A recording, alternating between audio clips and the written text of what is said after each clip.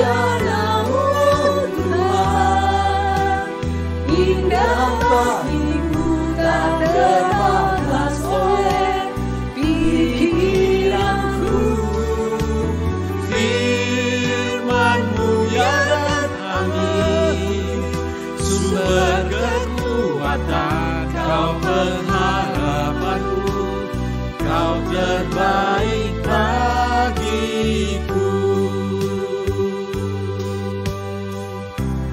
Kau yang terbaik, Kau terbaik bagiku.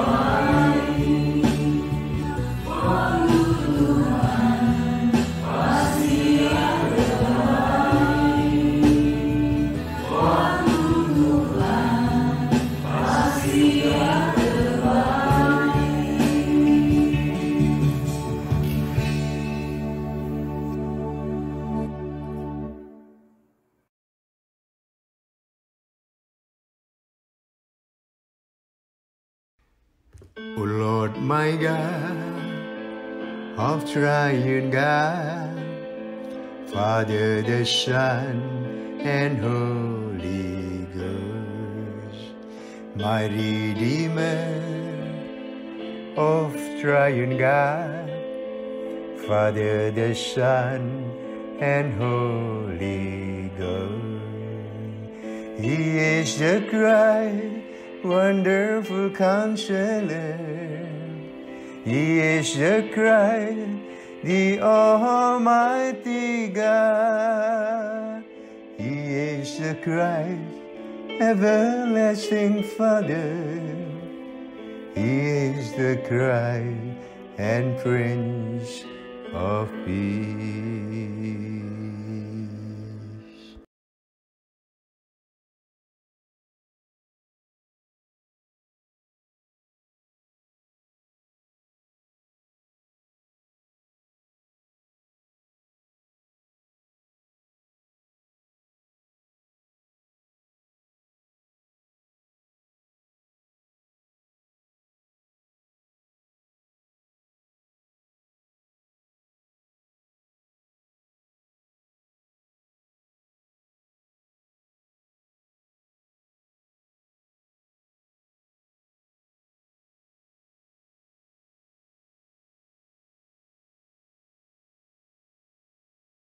Maranatha, dimanapun Anda berada, sebelum mulai kebaktian, mari kita tundukkan kepala, kita doa bersama.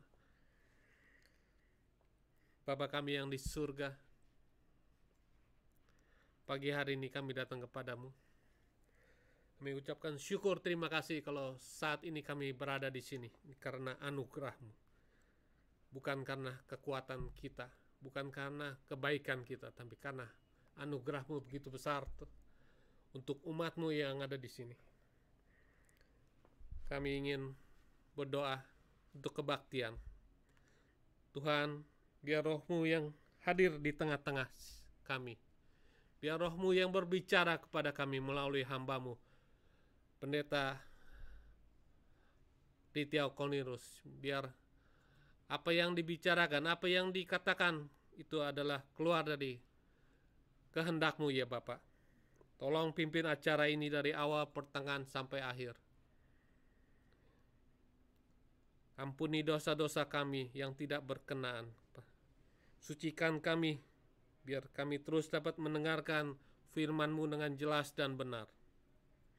Berfirmanlah ya Tuhan, anak-anak-anak-Mu siap untuk mendengarkannya.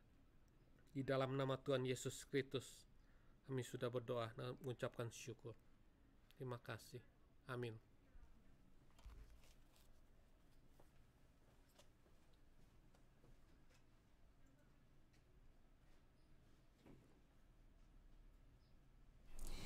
Selamat pagi saudara-saudara yang kekasih dalam Tuhan Yesus Kristus.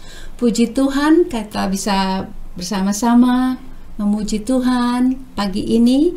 Kita akan mulai dengan lagu Better Is One Day.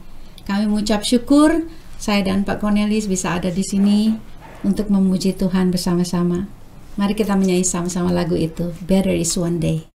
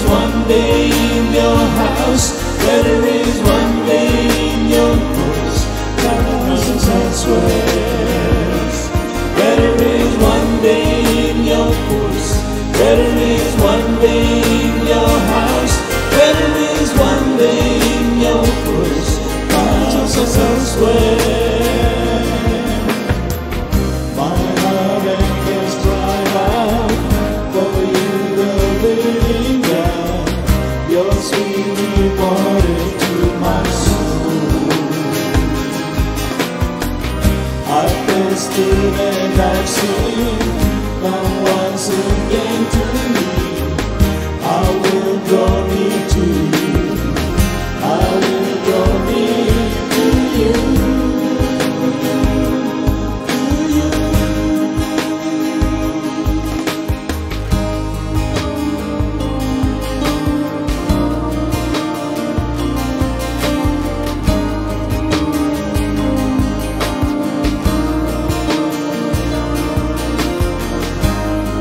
It's always better one day in the house of the Lord than 1,000 days elsewhere. There is one day. There is one day.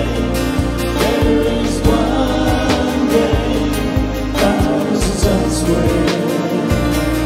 There is one day. There is one day. There is one day. Thousands elsewhere. There is one day in your place. There is one day in your house. There is one day in your place. Thousands elsewhere. There is one day in your place. There is one day in your house. There is one day in your place. Thousands elsewhere. There is one day. There is one day. There is one day. Thousands elsewhere. There is one day. There is one day. There is one day. Thousands elsewhere. There is one day in your place. There is one day in your house. There is one day in your place. Thousands elsewhere. There is one day in your place. There is one day in your house. There is one day in your place. Thousands elsewhere. Thousands elsewhere.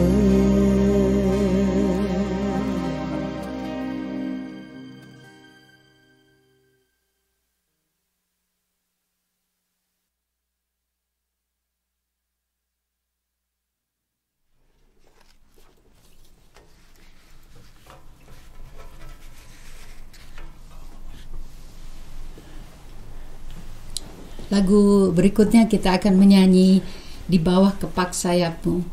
Biarlah kita ingin selalu semua kita berada di hadirat Tuhan. Amin. Kita berlindung dalam naungan Tuhan. Karena di bawah kepak sayap Tuhan kita tenang dan aman. Mari kita menyanyi lagu itu bersama-sama.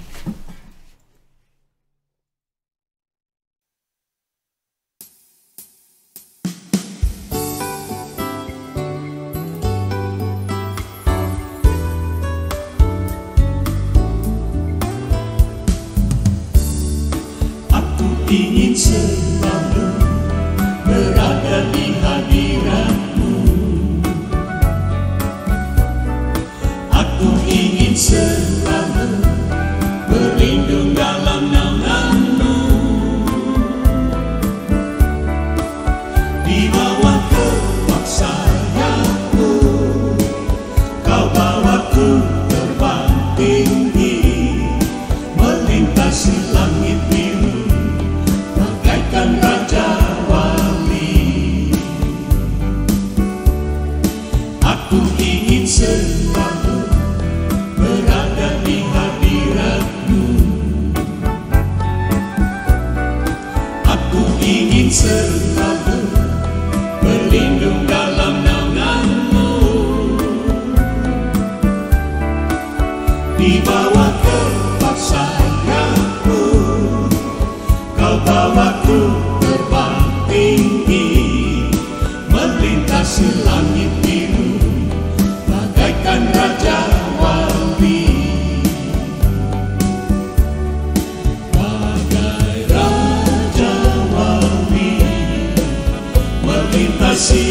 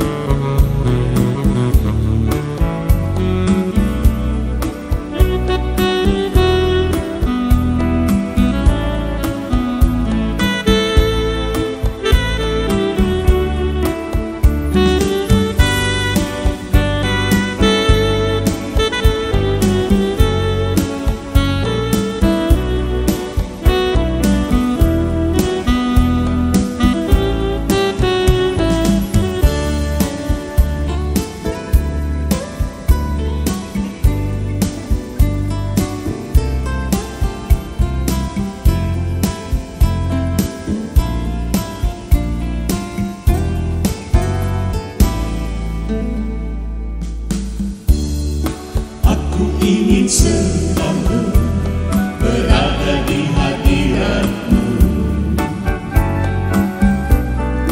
Aku ingin selalu berlindung dalam naungan-Mu. Di bawah kekuasaan-Mu, Kau bawaku terbang tinggi, melintasi langit biru, bagaikan Raja Wali. Bagai Raja Wali, melintasi gunung tinggi. Bagai Raja Wali, melintasi badai hidup. Di bawah kekuasaan-Mu, Kau bawaku terbang tinggi, melintasi langit biru, bagaikan Raja Wali. Bagai Raja Wali, melintasi gunung tinggi. Bagai Raja Wali, melintasi badai hidup. Di bawah kekuasaan-Mu, Kau bawaku terbang tinggi, melintasi langit biru, bagaikan Raja Wali. Melintasi langit biru, bagaikan Raja Wali. Melintasi langit biru, bagaikan Raja Wali.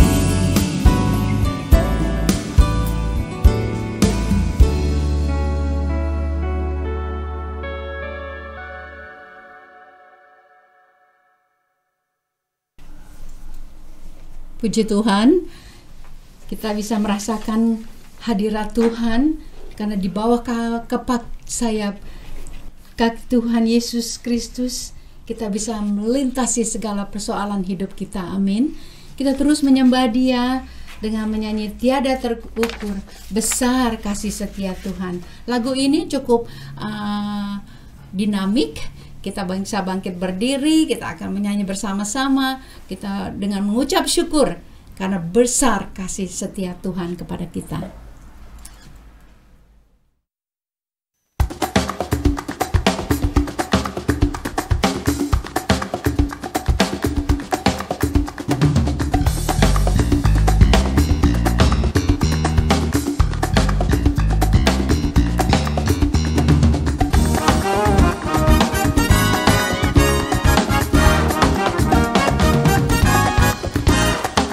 Tiada terukur besar kasih setia-Mu Tuhan,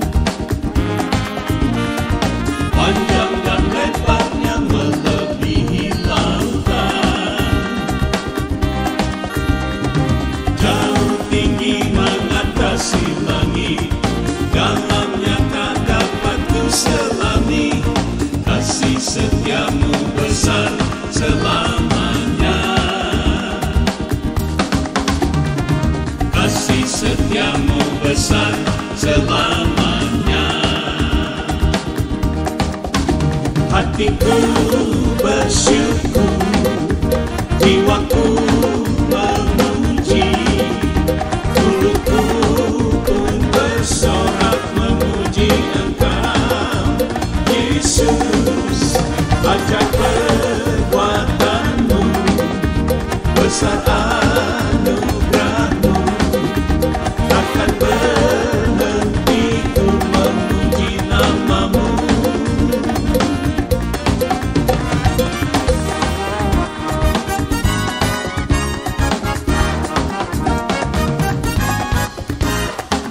Tiada terukur besar kasih setia-Mu Tuhan, panjang dan lebarnya melebihi laut,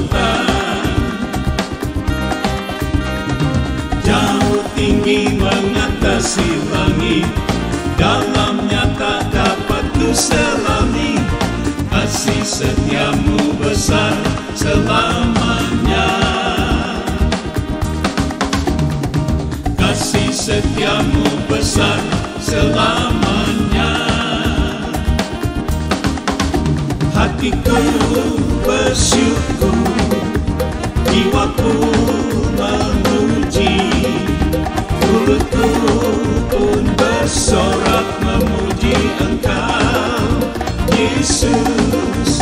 Ajaib perbuatanmu, besar anugerahmu, takkan berhenti ku memuji namamu.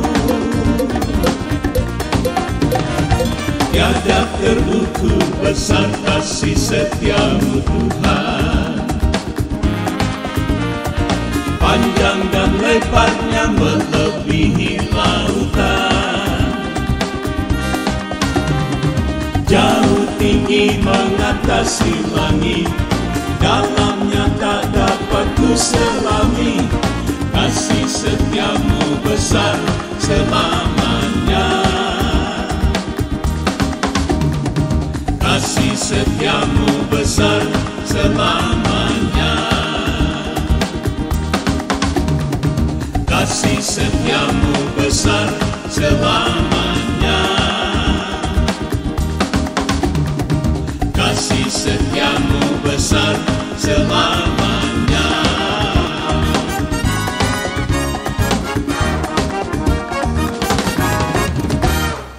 Haleluya, amin.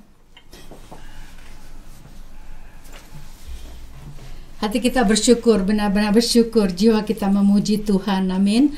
Karena Tuhan ajaib, Tuhan perbuatan Tuhan sungguh-sungguh ajaib. Mari kita menyanyi lagi lagu Jadikanku Alatmu. Sebelum kita mendengar firman Tuhan, mari kita menyanyi lagu itu. Benar-benar kita katakan kepada Tuhan, Tuhan, kami sujud menyembah di hadirat-Mu. Kami rindu curahan kuasa Roh Kudus-Mu. Biarlah Tuhan menggenapi firman-Mu, menjadikan kita semua alat Tuhan. Amin. Mari kita menyanyi lagu itu.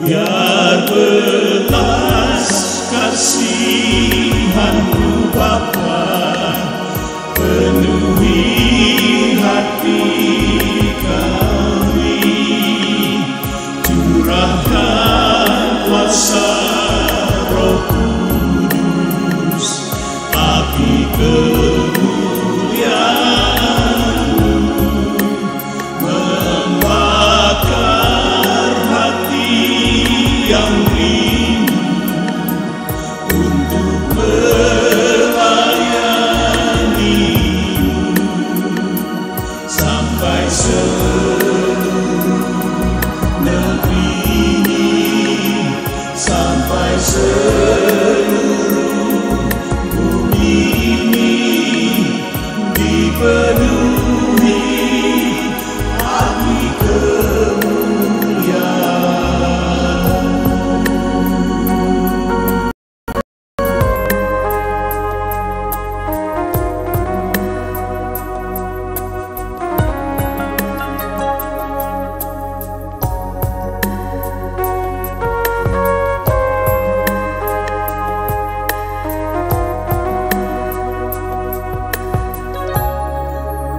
Kami berkumpul Tuhan di hadapan tahta-Mu,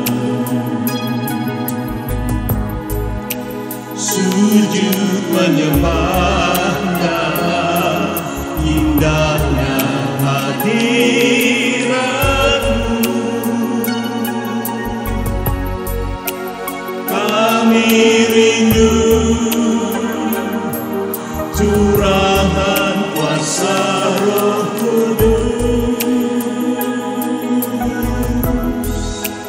genapi firman-Mu, jadikan ku alat-Mu.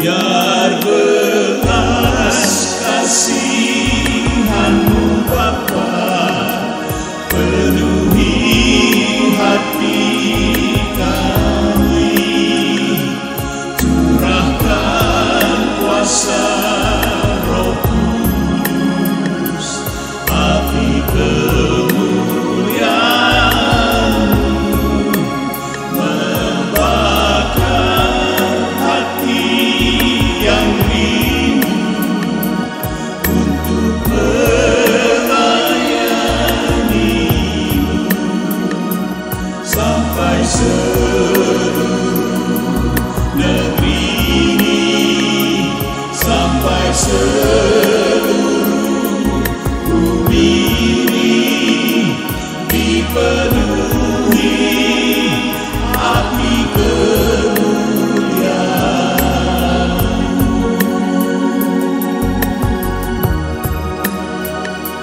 Sampai seluruh negeri ini, sampai seluruh bumi ini dipenuhi api kemuliaan.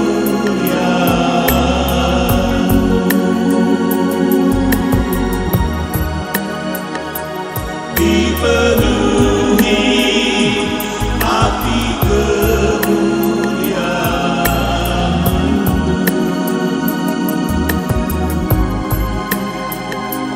Dipenuhi api kemuliaan.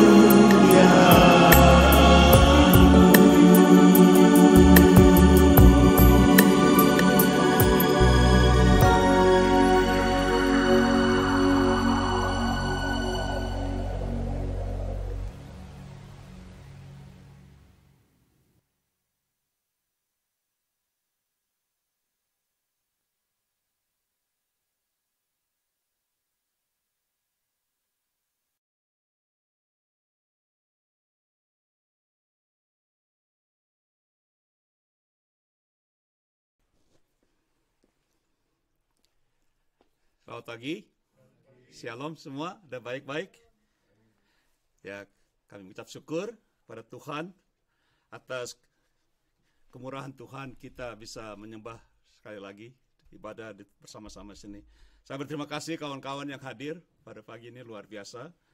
Dan ucap syukur bahwa kita sudah memuji Tuhan. Saya suka dengan lagu-lagu yang terakhir itu, bahwa kita memerlukan kuasa Roh Kudus di akhir zaman ini. Ada amin? Jadi saya sekali lagi ucap terima kasih atas kesempatan yang diberikan pada pagi ini untuk share sedikit dari firman Tuhan. Nama saya Cornelius Tritiau. Ya, orang menyebut saya pendeta, tidak apa-apa. Pendeta juga tidak apa-apa. Jadi adalah satu kehormatan bagi saya untuk pagi ini bisa share tentang firman Tuhan. Saya akan mulai dengan dua buah pertanyaan. Thank you, Stephen. Sebelum saya mulai ibadah ini, firman saya, sebelum saya mulai firman Tuhan, saya akan bertanya, ada dua pertanyaan. Pertanyaan nomor 1, apakah Adam dan Hawa adalah orang-orang yang suci atau kudus pada saat mereka diciptakan oleh Tuhan? Saudara bisa jawab sendiri. Apakah mereka kudus dan suci ketika mereka diciptakan oleh Tuhan? Pertanyaan kedua, apa yang akan terjadi jikalau gereja-gereja Tuhan pada saat ini melawan perintah agung Tuhan Yesus walaupun mereka dikuduskan? Pertanyaan kedua, apakah yang akan terjadi jikalau gereja-gereja pada saat ini melawan perintah agung Tuhan Yesus Kristus walaupun mereka sudah dikuduskan? Amin. Mari kita berdoa. Bapak, terima kasih berkati jemaatmu yang hadir pada pagi ini. Berkati juga jemaat yang di rumah. Berkati firman-Mu, berkati hamba-Mu. Di dalam nama Tuhan Yesus Kristus, hamba berdoa. Kita semua katakan? Amin. Kita langsung saja karena waktu. Poin yang pertama, kita lihat judulnya. Kita pada judul dulu. Stephen, sorry.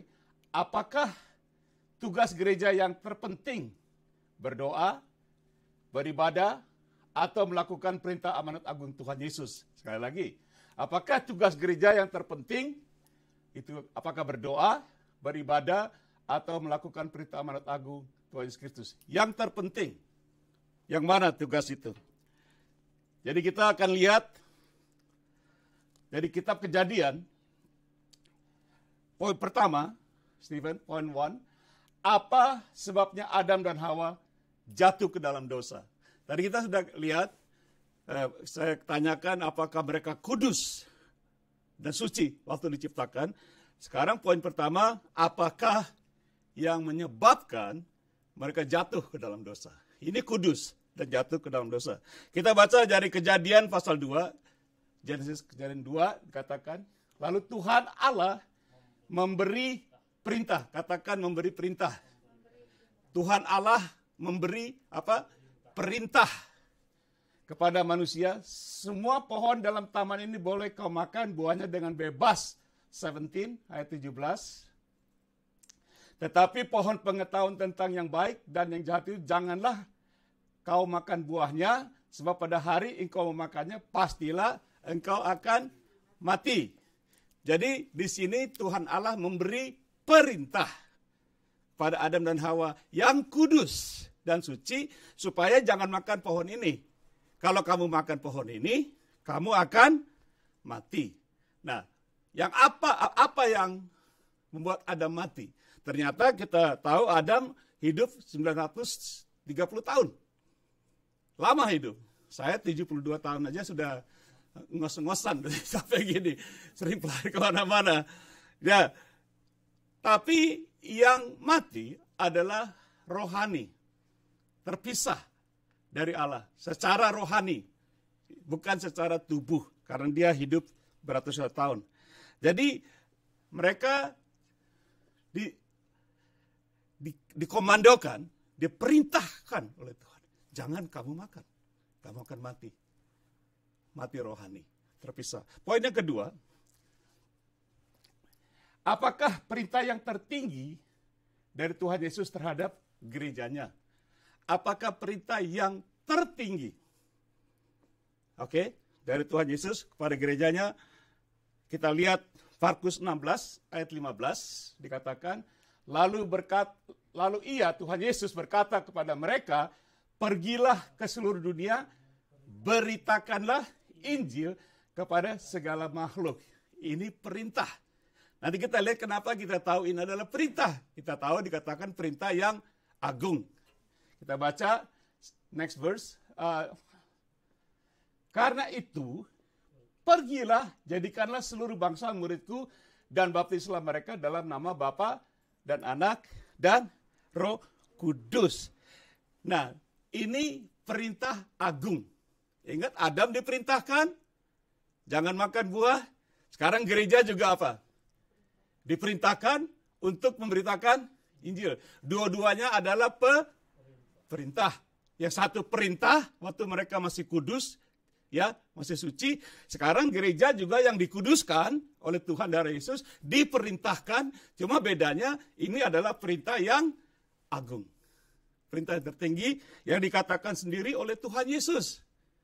Bukan pendeta. Jadi kita baca Kisah 1 pasal 2, Kisah pasal 1 ayat 2, sampai pada hari ia terangkat, sebelum itu ia telah apa? Memberi apa? Perintahnya oleh Roh Kudus kepada rasul-rasul yang dipilihnya. Jadi sebelum Tuhan Yesus ke surga, dia memberi perintah kepada murid-muridnya. Perintahnya apa kita tahu tadi? Pergilah ke seluruh bumi, beritakan Injil kepada segala makhluk. Ini perintah sebagai saksi Tuhan. Bagaimana kita tahu perintahnya sebagai saksi Tuhan? Kita baca ayat 8. The next verse. Tetapi kamu akan menerima kuasa kalau Roh Kudus turun ke atas kamu, dan kamu akan menjadi apa? Saksiku di Yerusalem, di seluruh dunia, Yudea dan Samaria, dan sampai ke ujung bumi. Tuhan Yesus mau naik ke surga. Ayat tadi kita baca, dia kasih perintah. Perintah agung. Pergilah kamu memberitakan Injil. Sekarang kita lihat. Sebelum mereka pergi, diberi kuasa oleh Roh Kudus. Tadi kita menyanyikan lagunya. Amin. Senang lagunya ya. Ini lagu saya diberikan sama Ibu Lydia, karunia talenta lah bermain musik dari kecil. Jadi kami masih pakai itu rekaman sendiri di rumah. Jadi tidak ada orang lain, kami berdua aja di rumah rekaman. Lumayan tidak lagu-lagunya? Lumayan ya, bagus. Beri pujian dong buat Tuhan Yesus. Masih dipakai ini. Suaranya masih sisa di umur segini. Tidak apa-apa. Nah, jadi kita semua, gereja, diberi perintah, katakan perintah, untuk memberitakan Injil. Coba Yakobus 2, kita baca, James 1 ayat 18-20. Tetapi mungkin ada orang berkata padamu, ada iman dan padaku ada perbuatan. Aku akan menjawab dia, tunjukkanlah kepadaku imanmu itu tanpa perbuatan. Dan aku akan menunjukkan kepadamu imanku dari perbuatanku. Jadi dia katakan, oke, ada orang, saya punya iman karena perbuatan. Oke, sekarang si Yakobus bilang, oke, aku tidak akan tunjukkan kamu imanku, tapi aku tunjukkan perbuatan-perbuatanku oleh apa? Karena imanku. Jadi iman itu akan melakukan perbuatan. Ayat berikutnya, the next verse, pasal ayat 20-nya katakan, hai manusia yang bebal, maukah engkau mengakui sekarang bahwa iman tanpa perbuatan adalah iman yang kosong. Ada yang mengatakan iman yang mati. Nah, kalau iman mati berarti rohani yang mati. Ngerti ya? Kita ingat tadi Adam, apanya yang mati? Bukan tubuhnya, rohaninya yang mati. Dia terpisah dari Tuhan. Nah, kalau kita orang beriman, iman kita tidak ada perbuatan, jadi kosong dan mati. Berarti bukan orangnya yang mati. Rohaninya, betul? Ngerti sampai sini? Rohaninya. Makanya di Amerika sekarang kita lihat orang mengatakan, we have to be awakened. Dibangunkan lagi, tertidur. Kita we need KKR, kebangunan. Apa? Rohaninya yang harus dihidupkan kembali. Amin. Poin nomor 3. Poin nomor 3. Apa yang terjadi dengan murid-murid Tuhan Yesus di abad pertama? Di abad pertama, apa yang terjadi? Jadi saya tulis di sini, murid-murid yang pertama, mereka merasa nyaman tinggal di Yerusalem. Tadi kan Tuhan Yesus katakan, kamu akan menjadi saksiku di mana dulu? Yerusalem, Judea, Samaria, sampai ke ujung bumi. Ternyata setelah kepenuhan Roh Kudus, Kisah pasal 2, mereka nyaman, comfort zone. Kita nggak mau kemana-mana, kita Yerusalem aja, karena udah enak di sini gitu ya. Yerusalem itu anggaplah sebagai apa, saudaraku? Gereja. Tempat kita sudah di sini, tembok kita. Padahal sudah diperintah untuk kemana? Beritakan Injil sampai kemana? Ke seluruh bumi. Dan apa yang terjadi? Tuhan, karena mereka tidak mau pergi, Tuhan mendatangkan persekusi. Bahasa Inggris persecution. Tuhan mengadakan satu, suara saya agak kering. Tuhan mengadakan satu persecution terhadap Yerusalem. Jadi karena murid-murid tidak keluar, walaupun ini sudah menjadi nubuatan, Tuhan sengaja mengadakan satu gebrakan di mana? Yerusalem. Tadi kita sudah bilang di Yerusalem mereka sudah nyaman sebagai lingkungan gereja mereka lah, orang-orang mereka gitu. Dan Tuhan adakan satu persekusi, tidak memakai orang Kristen lain, dia pakai bangsa-bangsa yang tidak mengenal Allah. Bangsa siapa? Romawi. Pada saat itu mereka dijajah, Tuhan sengaja izinkan bangsa Romawi untuk menghantam Yerusalem. Luar biasa tidak? Orang-orang yang tidak mengenal Allah. Bukan hanya ada persekusi, sampai tahun AD, sesudah Masehi 70, tentara Roma dipimpin oleh Raja Titus, mereka hancurkan Yerusalem. Sampai Ka'bah Allah, tempat mereka ibadah pun hancur.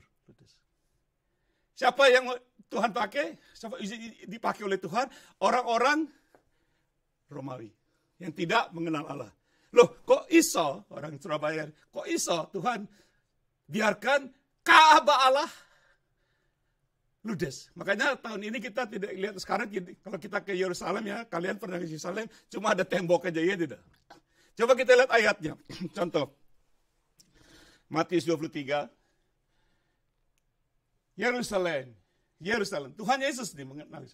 Engkau yang membunuh nabi-nabi dan melempari dengan batu orang-orang yang diutus kepadamu. Berkali-kali aku rindu mengumpulkan anak-anakmu sama seperti induk ayam mengumpulkan anaknya di bawah sayapnya, tetapi kamu tidak mau di bawah kepas sayapmu. Next verse 38. Lihatlah, baca yang keras. Lihatlah, rumahmu ini akan ditinggalkan dan menjadi sunyi. Tuhan Yesus sudah kasih peringatan kepada orang-orang ini. Rumahmu ini, Yerusalem dan Ka'bah. Next verse. Pasal 24 ayat 1. Sesudah itu, Yesus keluar dari bait Allah. Lalu pergi, maka datanglah murid-muridnya dan menunjukkan kepada bangunan bait Allah ini. Jadi murid, wah luar biasa ya, dahsyat ya. Tapi next verse, ayat 2. Lalu Tuhan Yesus, ia berkata kepada mereka, kamu melihat semuanya ini, aku berkata kepadamu, sesungguhnya tidak ada satu batu pun di sini akan dibiarkan terletak atas batu yang lain, semuanya akan diruntuhkan. Ini Tuhan Yesus berbicara tentang apa? Gereja, gedung Ka'bah Allah. Terjadi tidak? Terjadi. Tahun 70 dan Tuhan pakai bangsa-bangsa yang tidak mengenal. Tentara Romawi, orang-orang tidak punya agama lah, boleh saya katakan. Jadi saudaraku,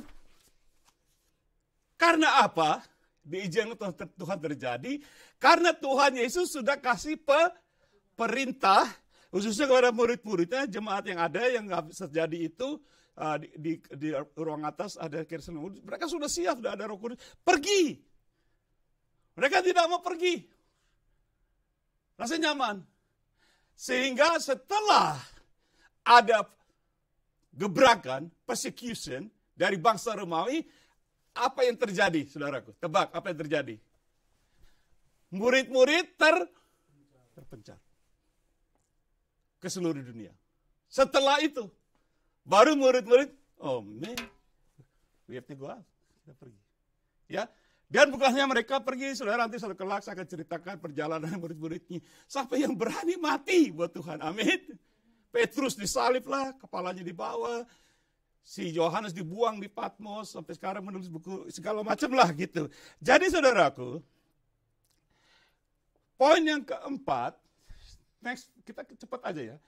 Apakah yang sedang terjadi dengan gereja-gereja Tuhan Yesus di hari-hari terakhir ini atau di abad 20 ini? Tadi saya katakan di abad pertama. Sekarang kita abad yang ke-20.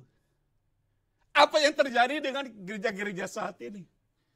Apa yang sedang terjadi? Khususnya di tahun 2020 ini. Pada abad-abad sebelumnya, kita sudah lama di Amerika. Ya, saya sudah 45 tahun lebih ya. Kalian sudah lama ya. Kita sudah lihat kan. Saya lihat waktu kami pertama datang ke sini, setiap tahun, boleh dikatakan hampir setiap tahun, gereja-gereja, khususnya di Amerika, mereka mengutus misionaris, para penginjil ke seluruh dunia. Bahkan Indonesia, Irian Jaya, Kalimantan, mereka mengutus ratusan, ribuan misioneri ke seluruh penjuru dunia. Khususnya gereja-gereja di Amerika. Tetapi, apa yang terjadi pada abad sekarang, khususnya di tahun 2020? Saudara lihat, ada diutus tidak? Pergi tidak? Ingat, sebelum Tuhan Yesus naik, dia berikan apa? Perintah. Kalau diberi perintah, harus dilakukan. Seperti dia katakan kepada Adam dan Hawa. Perintah, jangan dilawan. Perintah jangan dilawan. Perintah Tuhan. Ada sanksinya. Kita lihat Adam dan Hawa. Nah, saya katakan tadi, gereja ini adalah, bukan gedung kita ini, sudah dikuduskan oleh darah Yesus. Nah, dengar ya. Karena kita tidak keluar lagi melakukan perintah ini, ada sanksinya. Kalau tidak ada sanksinya, gereja tertidur, tidak dengan sengaja, sadar mereka tidak mau lakukan ini. Gereja-gereja. Tidak mau. Secara sadar, oh malas, aku gak ada waktu, aku segala macam malesan. Aku gak mau menjadi saksi Tuhan. Gak usah jauh-jauh deh, di sini aja deh gitu ya. Aku gak mau. Ada sanksinya tidak? Kalau kita melawan perintah ini. Ya ada sanksinya. Kalau Tuhan Yesus tidak memberi sanksi ini, penghukuman kepada gereja yang tidak melakukan perintahnya, Tuhan Yesus harus minta maaf kepada Adam dan Hawa. Halo? Betul? Betul? Dia harus minta maaf dong. Adam dan Hawa melanggar perintah, lantas jatuh dalam dosa. See? Padahal mereka kudus. Mereka itu jatuh dalam dosa bukan waktu mendengar perintahnya. Mereka jatuh dalam dosa setelah melanggar perintahnya. Gereja-gereja sekarang, kalau tidak bangkit kembali lagi, akan terjadi yang luar biasa. Coba contoh Ibrani 13 ayat 8. Yesus Kristus tetap sama, baik kemarin maupun hari ini, dan sampai selama-lamanya. Tuhan tidak pernah berubah. Tuhan Yesus ada. Ingat, di zaman abad pertama, Tuhan Yesus ada dari situ. Dia sudah kasih peringatan. Rumahmu ini akan sunyi. Gerejamu akan runtuh. Yang nyerang orang-orang yang tidak mengenal Allah. See? Tuhan Yesus enggak berubah. Perintah yang abad pertama, perintah abad 20 juga tidak berubah. Orang melanggar ya melanggar. Coba kita baca Ibrani 12 ayat 5-10. Dan sudah lupakah kamu akan nasihat yang berbicara kepada kamu seperti kepada anak-anak? Hai anakku, janganlah anggap enteng didikan dan janganlah putus asa apabila engkau diperingatkan. bukannya diperingatkan. Kayak aku meringatkan juga pakai Tuhan. Ya kita diperintahkan. Next verse. Karena Tuhan apa? Baca yang keras. Karena Tuhan apa? Menghajar orang yang dikasihi dan menyesah. Apa menyesah? Orang yang diakui sebagai menyesah apa? Ya dipukulin, diajar. Bukan diajar, dihajar. Anak-anak yang dikasihinya. Apalagi yang bandel, betul tidak? Apalagi yang gak mau dengerin papa mama. Ada ganjarannya tidak? Ada sanksinya. Saya kemarin kumpul sama anak-anak tersebut. Saya bilang anak-anak saya, karena papa, karena opa, papa disuruh kemari, papa dengerin. Waktu nggak mau disuruh ke Amerika, nggak punya uang, nggak punya, opa suruh papa kemari. Kalau papa nggak dengerin opa, kita nggak duduk di sini. Amin. Anak-anak semua ada, cucu semua kumpul. Kemarin Thanksgiving di rumahnya. Kita kumpul. Saya ingetin. Papa suruh saya ke sini karena saya taat pada papa. Nah sekarang Tuhan suruh kita. Bukan suruh tapi diperintah. Nah sekarang kita baca dia apa? Menghajar. Menyesah orang yang diakui sebagai anak. Saudara merasa anak Allah tidak? Merasa anak Allah? Gereja itu anak-anak Allah tidak? Iya toh. Coba next verse. Ayat 7. Jika kamu harus menanggung ganjaran, akan memperlakukan Allah memperlakukan kamu seperti anak. Di manakah terdapat anak yang tidak dihajar oleh ayahnya? Ini Ibrani ya. Next verse, Steven. Go fast. Tetapi jikalau kamu bebas dari ganjaran yang harus diderita setiap orang, maka kamu bukanlah anak, tetapi anak-anak gampang. 9. Selanjutnya dari ayah kita yang sebenarnya kita beroleh ganjaran dan mereka kita hormati. Kalau demikian, bukankah kita harus lebih apa? Saudaraku baca keras, lebih apa? Taat kepada Bapa segala roh. Kita harus lebih taat. Bapa dunia aja kita harus hormati. Kalau firman Tuhan katakan, kamu harus lebih taat kalau kamu akan firman Tuhan loh. Bukan aku ngarang-ngarang, aku nggak ngap-ngap buka mulut, firman Tuhan. Kalau kamu nggak taat, ada ganjarannya, ada sanksinya. Karena kamu adalah anak. Ada amin? Ngerti sampai sini? Supaya apa? Kita menikmati hidup. Poin nomor 5. Habis ini saya selesai. Satu poin lagi, poin nomor itu selesai. Amin. Saya lagi, tapi dengerin ya firman Tuhan ya. Siapakah yang menciptakan COVID-19? Manusia atau Tuhan? Jawab. Siapa yang menciptakan COVID-19? Manusia atau Tuhan? Jadi pertanyaannya, sebagai jawaban, apakah Tuhan ciptaannya itu buruk atau jahat? Apakah Tuhan menciptakan sesuatu itu tidak bagus?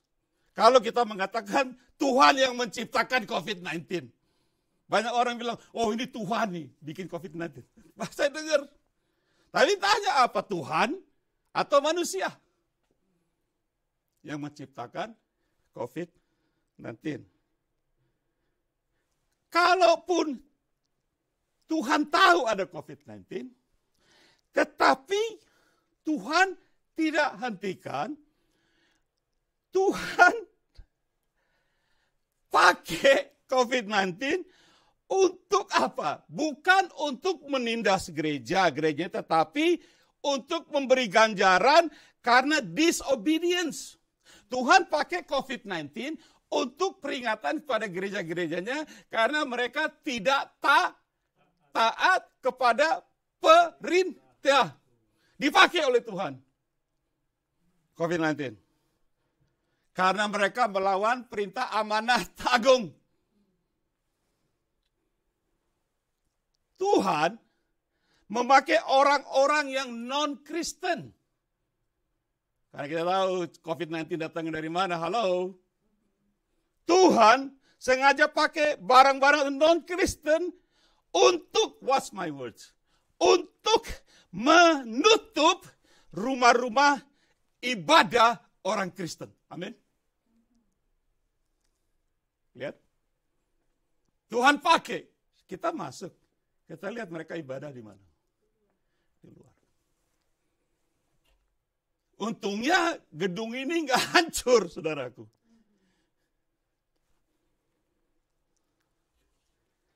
Tuhan juga pakai orang-orang di Amerika ini khususnya yang non-Kristen. Halo?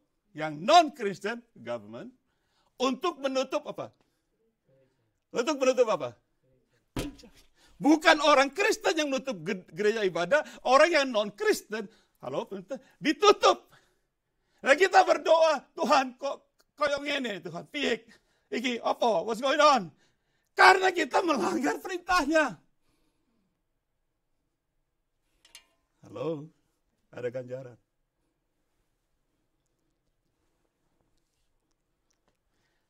Perhatikan sekarang kita ini di rumah kita berdoa. Orang-orang Kristen. Mereka fight dalam doa. Fight-nya untuk apa? Fight-nya untuk apa? Mereka mengesu pemerintah. Halo? Mereka mengesu pemerintah untuk boleh apa? Disu. Tahu nggak di California disu ya? Dengar ya? Ribuan gereja di California, kita di California, di seluruh mereka sekarang fight-nya, mereka mengesu orang-orang yang menutup gereja supaya dibuka lagi gerejanya. Terbuka nggak sampai sekarang? Saya tanya lagi. 2 orang sepakat dalam satu perkara di bumi, Bapa sepakat tidak surga kalau kita berdoa Tuhan kata. Sudah 10 bulan lebih orang Kristen sedunia sepakat untuk COVID-19 berhenti nggak? 10 bulan. Billions orang Kristen berdoa sepakat. Betul? Berhenti nggak COVID-19? Makanya tadi saya katakan, apa tugas yang penting kita gereja? Berdoa, beribadah, atau melakukan perintah amanat agung? Yang penting yang mana? Kita orang Kristen fight untuk kembali ke gedung gereja, mengesu, masuk court. Halo? Sampai masuk court. Untuk mengembalikan gedung gereja kita lagi. Masuk court, betul kan? Ya, aku nggak sebut nama, banyak pendeta sampai masuk court pengadilan untuk mendapat gedung gereja kembali. Tetapi mereka tidak fight a good fight, kasih tahu, hey, saya tanya kalian, di Amerika dilarang nggak bersaksi di luar? Di Amerika dilarang tidak? Kita ke pasar-pasar untuk memberitakan Injil Tuhan, dilarang tidak? Tapi terjadi tidak? You can read my mind, right? Ditutup. Mereka tidak fight a good fight of faith. Ingat, faith tanpa words what? Iman tanpa perbuatan mati. Rohani. Mereka tidak berdoa fight Tuhan. Kita lagi dibebasin di Amerika ini atau di seluruh. Kita nggak dilarang untuk bersaksi ke Amerika, nggak dilarang. Asal pakai ini segala macam distrik kita ngomong. Kemarin kami ke pasar toko dasi kita 1 jiwa menang kemarin. Hari Jumat dari kita pergi. Kita nggak dilarang.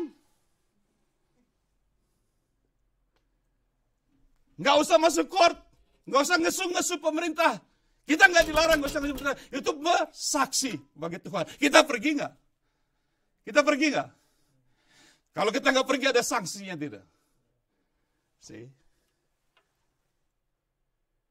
Banyak orang bilang Pak Riki itu kalau khotbah keras, saya nggak khotbah nggak keras, ngasih tahu yang benar.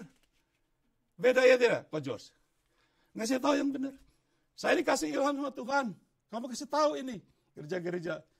Saya kemarin juga, kakak saya baru meninggal, kami kumpul pakai ini YouTube, semua keluarga di Jakarta, keponakan adik saya, kakak saya, semua tahu. Saya kasih tahu yang sama. Om sekarang ngomong apa? Saya bilang keluarga kita Riau ini lagi doom, gituin aja langsung. Kita harus keluar. Kena COVID semua di Indonesia. Ternyata kakak saya itu kena COVID juga. Banyak yang bilang apa lagi? Pendeta-pendeta juga banyak yang mati kena COVID. Saya bilang kalau kamu punya iman kuat, kamu keluar bersaksi, penyakit diusir. Saya bilang saya sama anak-anak kita aman gitu. Apalagi California juga gitu. Mereka bilang, iya ya, kita aman. Keluarga saya di New York juga kena COVID semua. Kamu harus berhikmat dan cerdas. Kita pakai max hikmat. Kemarin kami keundang ke Las Vegas, nggak jadi pergi. Ternyata Tuhan buka, ini saya telepon untuk cari hotel, anaknya bilang, Om jangan ke sini, kita lagi kena COVID semua. Seluruh gereja. Ya, saya pakai hikmat, saya bilang, pokoknya Tuhan harus suruh kita pergi. Kan bodoh ya, tidak? Saya bilang, no, kita postpone, bukan cancel, postpone. Oke, akhirnya mereka tutup.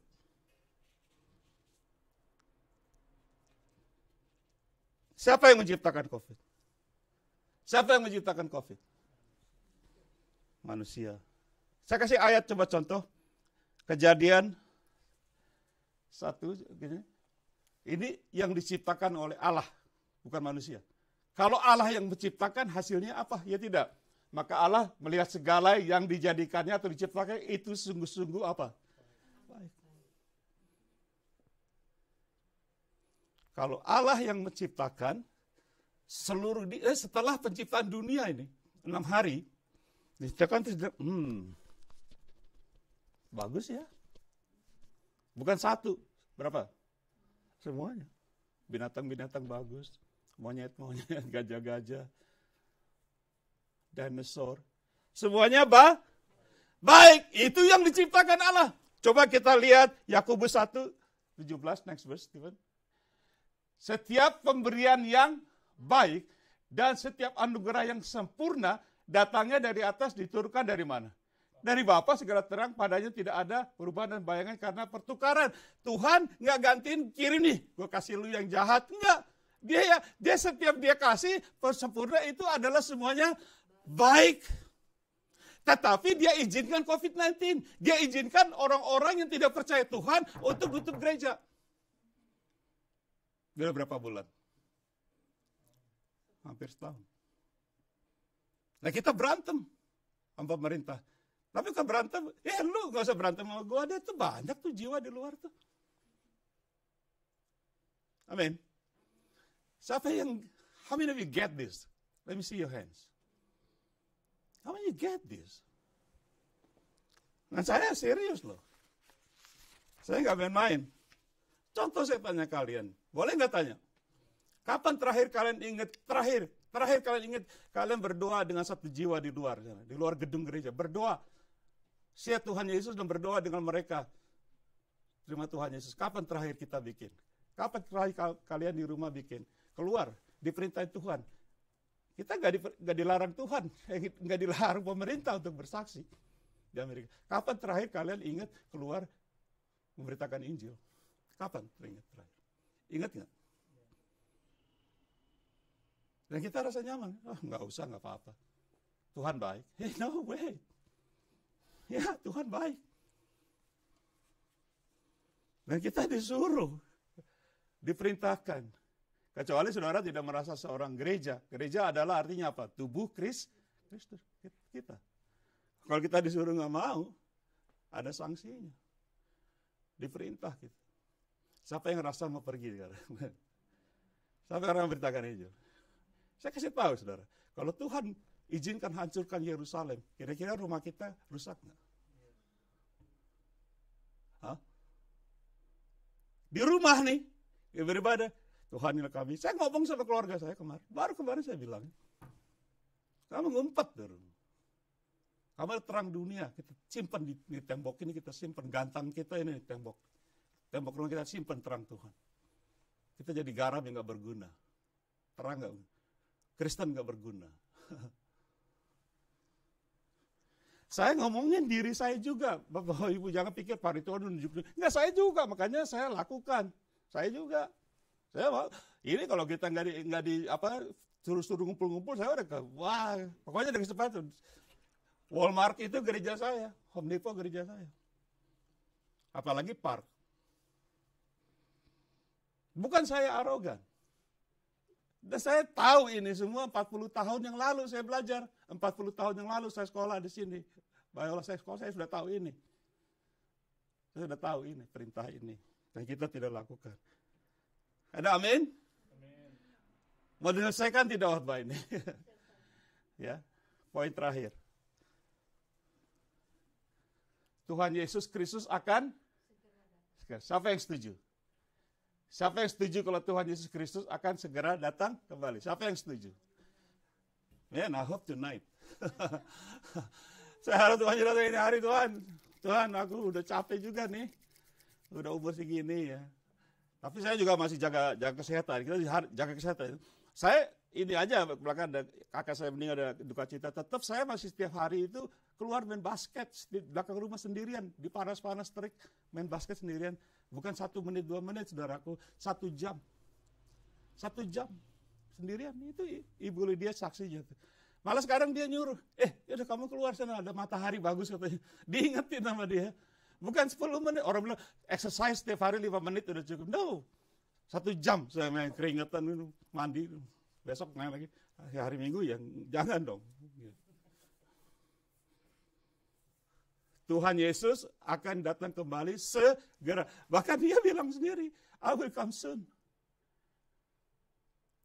Nah, kira-kira siap nggak? Siap nggak? Dia datang.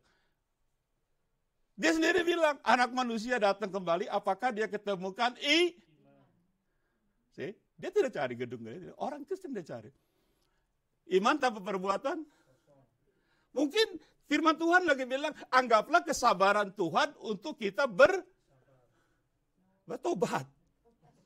Ini Mas Hari udah terlalu lama, dari aku pisah-pisah terus, dia gak datang lagi, jadi ngomongnya agak lain juga. Anggaplah kesabaran Tuhan untuk kita diselamatkan. Kita bertobat. Poin nomor 6, terakhir. Tuhan Yesus Kristus akan segera datang kembali. Katakan segera. Ini yang luar biasa. Tuhan Yesus nggak kasih tahu tanggal harinya. Kalau nggak kita relax aja. Oh, masih lama kok. Aku masih barangkali Tuhan Yesus bilang nanti tahun 2030. Oh, masih 10 tahun kok. Masih enak. Yuk kita ya ke pantai aja kita. Yuk. Kita dansa-dansi aja. Tuhan Yesus bilang, iya sama kawin main nanti kayak zaman Nuh. Ingat? Kayak zaman Nuh. Baterainya ditutup, pintunya mati semua nggak orang di luar? Mati semua nggak ibu-ibu? Matinya bukan karena Tuhan, karena air laut bisa bunuh manusia. Air. Kita minum air, oh enak ya. Air laut rupanya bisa bunuh manusia. Satu dunia. Yang selamat cuma 8 orang. Halo? Keluarga saya aja udah 11 orang sekarang di sini sama anak cucu. Berarti 3 ketinggalan. Enggak, just kidding, oke. Tuhan Yesus akan segera datang. Pertanyaan, sebelum dia datang kita ngapain?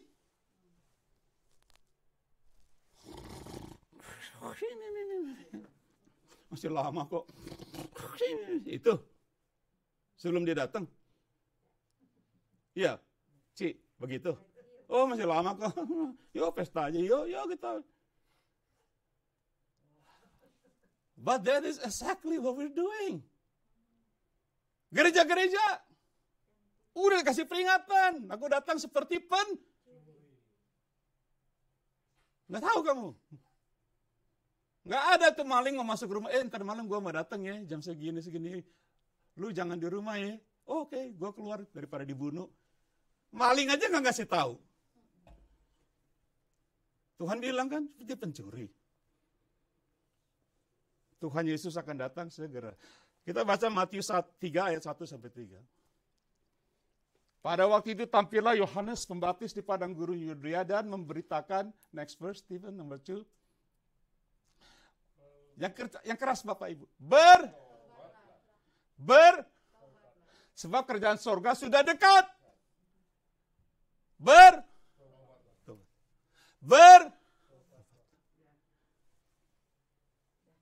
Ayat ketiga. Sesungguhnya dialah yang dimasukkan dalam Yesaya ketika ia berkata ada suara yang berseru-seru padang gurun, persiapkanlah jalan Tuhan, luruskanlah jalan baginya. Nah ini kedatangan Tuhan Yesus yang pertama dengan kerajaannya. Yohanes Pembaptis bilang kepada sini orang ada jutaan di Yerusalem, di Israel. Hei, lu orang bertobat, siapkan jalan Tuhan, karena dia akan datang. Siapa audiensnya? Orang Indonesia? Waktu Yohanes Pembaptis ngomong, bertobatlah, itu kepada orang Indonesia?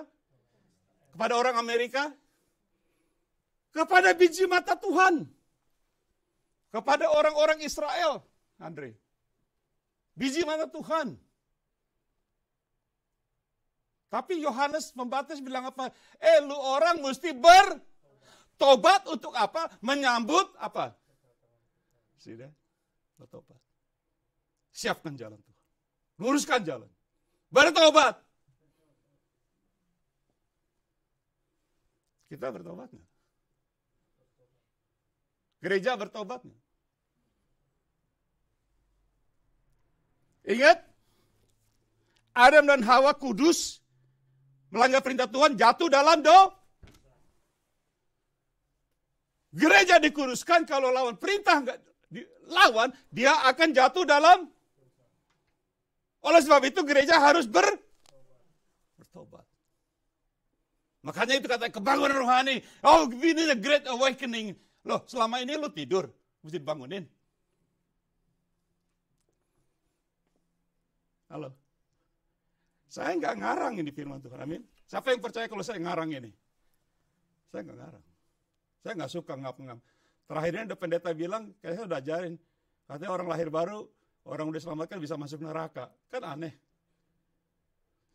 Kemarin saya dengar. Saya udah, hati saya orangnya ini kalau firman Tuhan dimencong-mencongin, saya langsung, HP saya itu penuh. Mau orang bule, mau sampai Pelosi, semua saya jawab semua. Lu memang orang-orang udah pada murtad, nggak bisa bertobat lagi, males doain lu orang. Didoain juga percuma, firman Tuhan bilang udah nggak bisa bertobat. Mereka menyelipkan Tuhan Yesus sekali lagi di muka umum. Ngapain doain orang-orang? Halo? Tiap hari ini di Facebook. Orang bule, wow, like you, comment. Oke. Tiap hari Ibu Lydia saksi nih. Dari pagi sampai sore. Menginjil terus Bapak Ibu.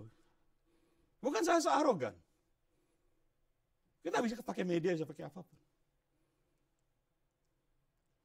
Kita lucunya anak-anak sebelum kita ada COVID di gereja bukan dengan firman, main text message dalam gereja. Halo? Enggak di sini, no, di sono, no, banyak. Di Ambon. Oke.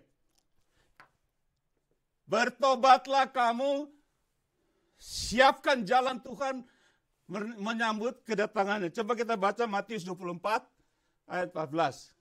Yang keras ya. 1, 2, 3. Dan Injil kerajaan ini akan diberitakan di seluruh dunia menjadi kesaksian bagi semua bangsa. Sesudah itu apa? Barulah tiba apa? Kesudahan. Injil kerajaan ini Allah harus diberitakan ke seluruh dunia untuk menjadi saksi bagi segala bangsa. Sesudah itu tiba kesudahan. Ini keadaannya waktu ini murid-murid tanya, apa tanda kedatanganmu lagi? Ingat? Matius 24, Tuhan, apa tanda-tanda kedatanganmu? Nah, yang terakhir dikasih tahu ini, bertahanlah kamu karena Injil kerajaan ini harus diberitakan ke seluruh dunia menjadi saksi bagi seluruh bangsa, baru aku datang. Nangkep nggak? Nangkep nggak? Sama nggak sama Yohanes? Sama nggak sama Yohanes? Waktu datangan yang pertama. Tuhan Yesus datang pertama, kita harus bertobat untuk menyambut dia. Kedatangan kedua, ini orang Israel loh suruh bertobat. Boleh dikatakan jemaat Tuhan sendiri, benar? Betul? Biji mata Tuhan. Disuruh bertobat untuk menyambut Tuhan. Berarti kacau balau juga mereka. Sekarang kita orang Kristen. Apa yang kita harus lakukan untuk menyambut kedatangan Tuhan lagi? Apa yang kita harus lakukan? Baca ayat. Beritakanlah Injil ke seluruh dunia. Bukan seluruh dunia jadi Kristen, bukan. Supaya seluruh dunia tahu, dia dengar. Mau dia terima, silakan. Mau kagak, gak apa-apa. Pokoknya tugas kita ke apa? Kita beritakan ke seluruh dunia. Kemana aja, di mana kita. Kasih tahu. Baru Tuhan bisa dulu. Kalau itu sudah semua dunia tahu, udah beres. Baru saya datang. Kamu siapin jalannya. Nah saya tanya, Siapa yang akan memberitakan Injil ini? Orang Hindu? Orang Islam? Orang Buddha? Siapa yang harus memberitakannya? Tebak siapa? Siapa harus memberitakan? Siapa? Bukankah gereja? Jemaat Tuhan yang sudah diperintahkan. Ayat terakhir boleh nggak? Waktu saya udah pas tuh. Ayat terakhir. Roma 10. Kalian semua hafal barangkali. Gereja-gereja hafal ayat ini. Saya tahu. Saya juga hafal sebenarnya. Ayat ini kita sudah hafal. Jangan dibilang, oh saya nggak pernah dengar ayat ini. Oh, saya nggak pernah dengar Pak Rito. Baru kali ini saya dengar. Baru kali ini Pak saya dengar ayat-ayat ini. Gombal. Kita udah tahu. Kita udah tahu. Coba kita baca. Sebab barang siapa yang berseru kepada nama Tuhan akan di... Siapa yang berseru? Bukan, iseng-isengnya. Berseru. Berseru artinya, Tuhan, aku mau diselamatkan. Aku mau bertobat. Itu berseru. Itu berseru. 14. Tetapi, bagaimana mereka dapat berseru kepada jika mereka tidak percaya kepada Dia, kepada Tuhan? Bagaimana orang berseru aja mereka nggak kenal, nggak tahu. Bagaimana mereka dapat percaya kepada Dia, kepada Tuhan, jika mereka tidak mendengar, betul? Tentang Dia. Bagaimana mereka mendengar tentang Dia? Baca yang keras. Jika tidak ada yang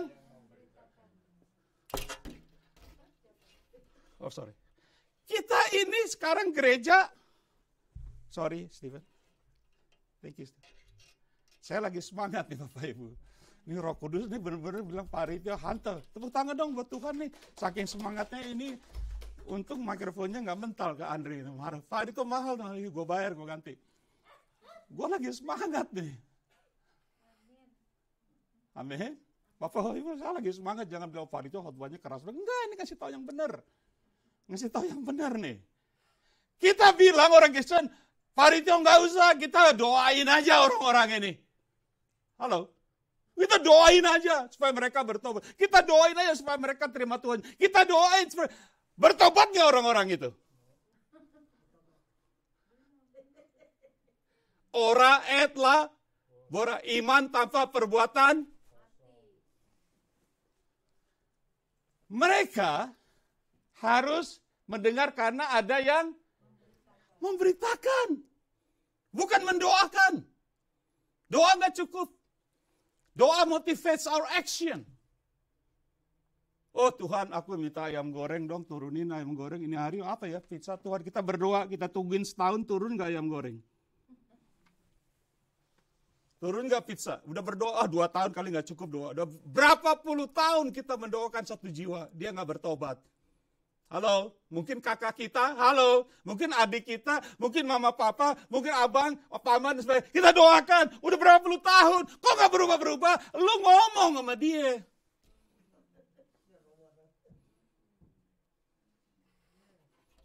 Karena kata-katanya tidak ada yang memberitakannya.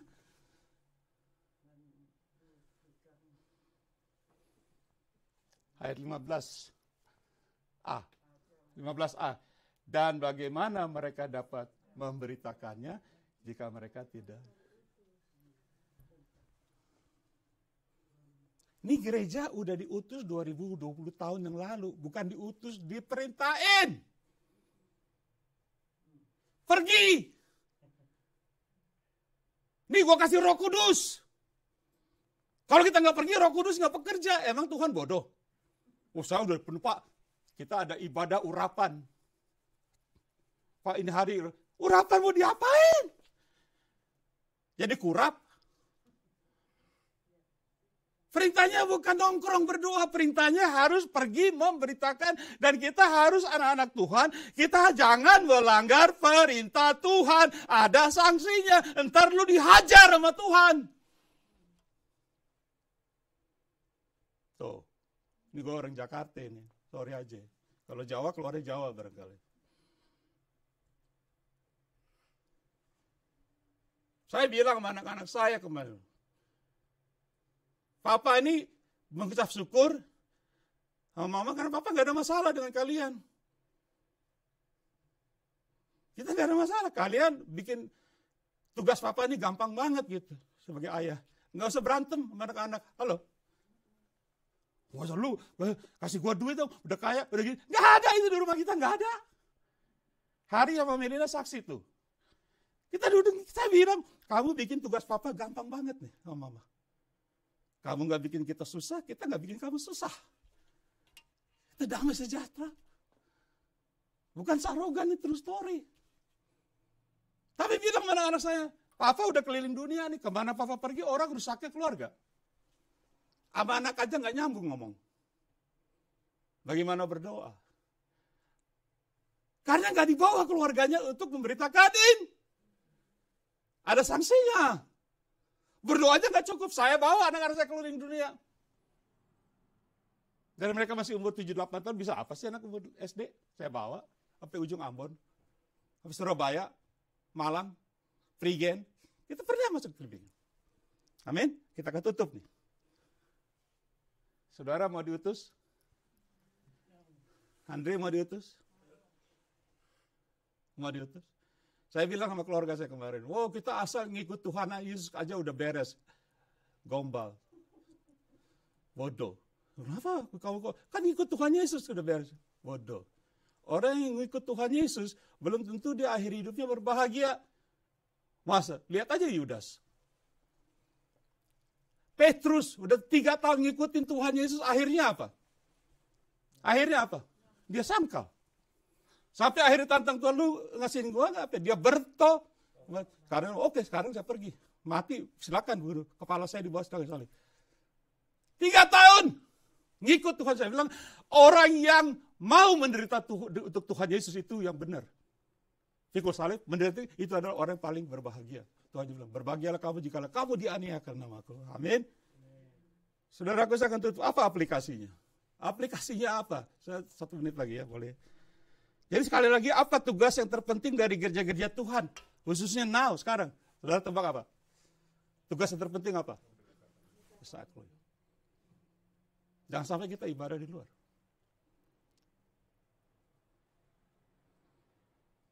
Loh? Bahkan gak mau ibadah. Sekarang Tuhan Yesus berkata 2 orang aja sepakat atau 1 perkara, Bapak sepakat, udah ribuan, udah hampir 10 bulan, seluruh dunia sepakat doain ini, enggak dijawab sama Tuhan. Karena perintah Tuhan bukan untuk berdoa. Perintah Tuhan bukan untuk beribadah. Ingat? Perintah Tuhan untuk keluar, pergi memberitakan Injil. Sambil lu berdoa.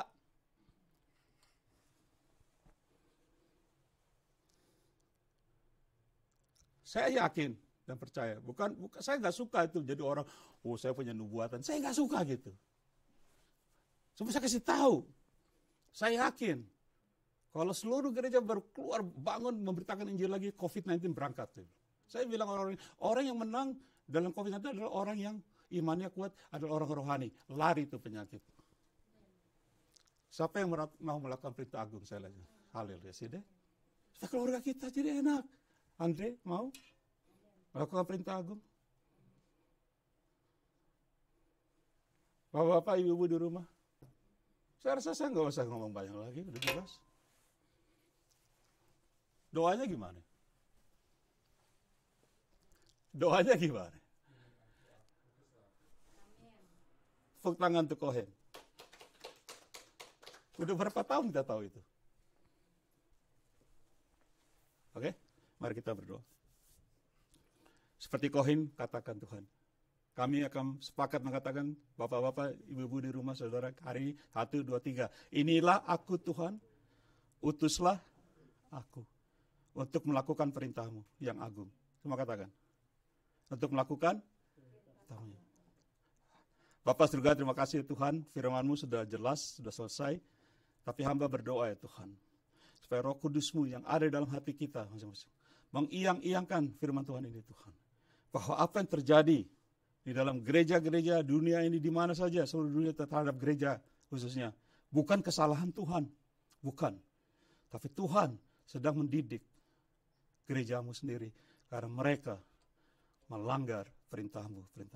Tuhan, kami berdoa untuk pertobatan gereja-gereja, khususnya kami, gereja kami, Maranatha. Kami mau bertobat, Tuhan. Bukan bertobat untuk masuk surga, bukan. Bertobat untuk kami keluar, melakukan perintah-Mu. Tolong kami, Tuhan, penuhi kami dengan Roh-Mu yang kudus. Di dalam nama Tuhan Yesus.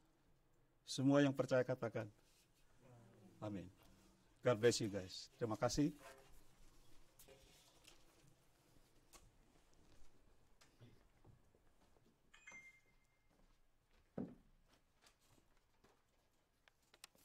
Terima kasih kepada Pak Ritial yang sudah membawakan firman Tuhan.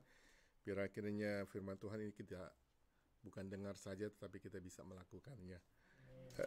Saudara, kita diberi kesempatan untuk berdoa bersama-sama untuk saudara kita, gereja kita, dan negara kita. Mari saudara kita mulai. Tuhan Allah Bapa kami dalam surga, terima kasih ya Tuhan apabila kami bisa berada di mana saja kami berada, baik di Amerika, baik di Indonesia, supaya kami bisa membawa nama Tuhan. Kami adalah anak-anak-Mu ya Tuhan di dunia ini. Kami mempunyai tugas dan kewajiban kami yang diperintahkan oleh Tuhan. Tuhan, biarlah kiranya beri kesempatan kepada kami semua, anak-anak Tuhan, beri kuasa ya Tuhan, supaya kami sanggup menjadi utusan-Mu, di mana saja kami berada. Tuhan, kami juga berdoa dan mengingat saudara kami yang sakit ya Tuhan. Kami bisa berdoa untuk Cilusi, untuk matanya dan Ko Lukas ya Tuhan. Untuk kesembuhan ginjalnya, Mike, Ko Handi, dan Ko Yongki.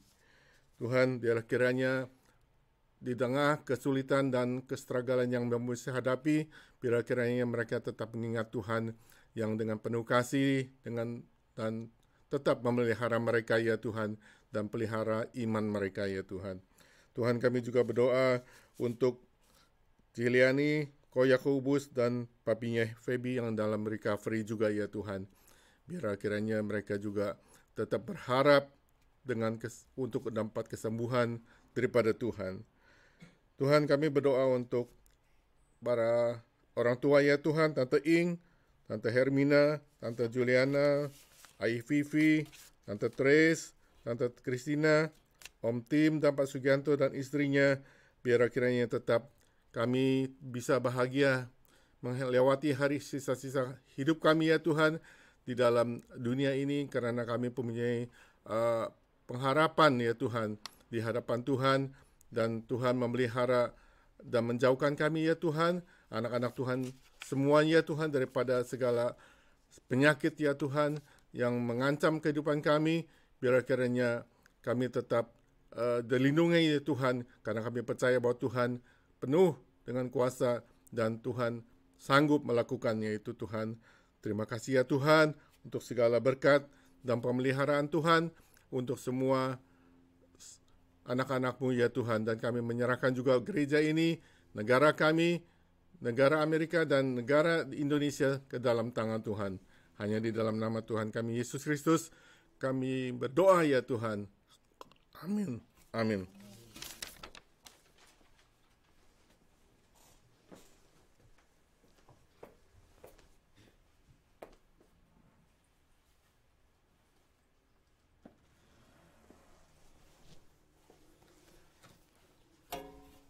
Terima kasih Kohen, luar biasa doanya. Terima kasih Bapak Ibu yang sabar hari ini, Bapak Ibu di rumah. Dan kita akan berpisah. Sebelum itu kita akan berdoa sekali lagi untuk doa berkat, bukan berkat materi tapi berkat rohani. Saya suka memberkati berkat rohani. Saya katakan kepada keluarga saya sendiri di Indonesia ini, orang yang kuat rohani iman, dia tidak akan jatuh sakit begitu gampang. Dibela oleh Tuhan.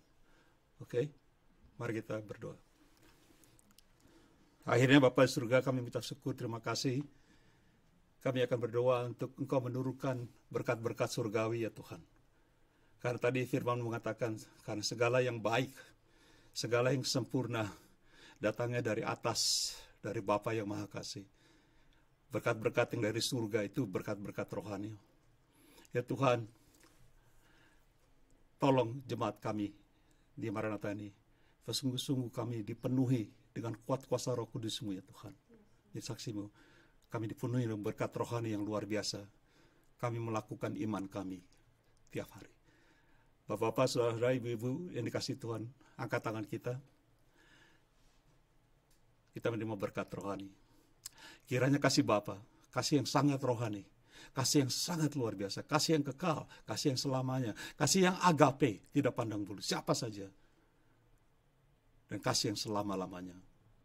Dan seluruh anugerah daripada Tuhan Yesus Kristus yang adalah Tuhan dan Juru Selamat kita masing-masing, bahkan kekasih jiwa kita, dan persekutuan, bahkan kuat kuasa melalui Roh Kudusnya untuk kita menjadi saksinya, menyertai kita dari saat ini sampai Maranatha. Semua katakan amin. God bless you. God bless you.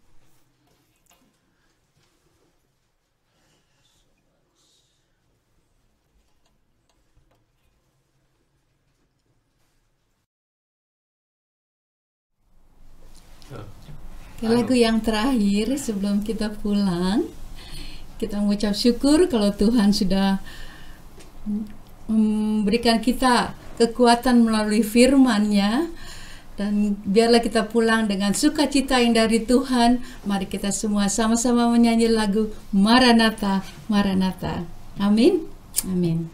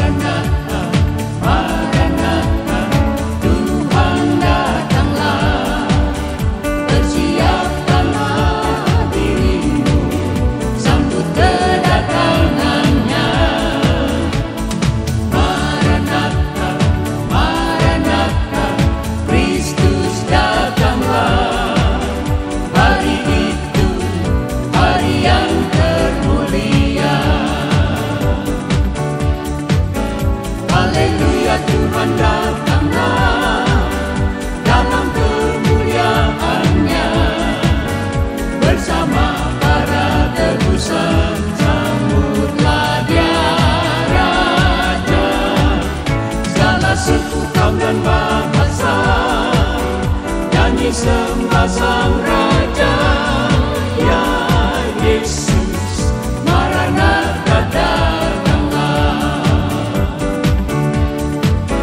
Haleluya, Tuhan datanglah dalam kemuliaan-Nya bersama para tebusan. Sambutlah Dia Raja, segala suku, kaum dan bahasa, nyanyi semua.